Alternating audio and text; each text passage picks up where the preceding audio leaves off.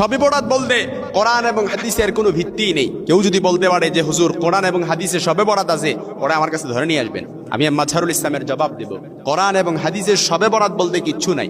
আমরা যে শবে বরাত নামে যে সকল কুসংস্কার আমাদের সমাজে প্রচলিত আছে, শবে বরাতের নামে আমরা প্রচলিত করেছি, এই সবগুলো হচ্ছে ভিত্তিহীন। এর কোনো ইসলাম এবং কোরআন এবং হাদিসে এর কোনো ভিত্তি নেই। কেউ যদি শবে বরাতকে কেন্দ্র করে কোনো হালুয়া রুটির আয়োজন করে, এটা অবশ্যই বেদাত হবে। কেউ যদি শবে বরাত নামে কোনো বারুদ কোনো বাজি এগুলো ফুটায়, তাহলে এটা অবশ্যই বেদাত হবে। কুল্লু বেদাতিন দলালা। আর মনে রাখবেন, সকল বেদাত হচ্ছে পথভ্রষ্টতা। কেউ যদি আমার কাছে, আমি মাজহারুল ইসলামের কাছে এসে বলতে পারে যে হুজুর শবে বরাত আছে, হালুয়া রুটি আছে, তারপর বাজিগুল্লা আছে, এগুলো আছে, তাহলে আমি তার সাথে জবাব দেব।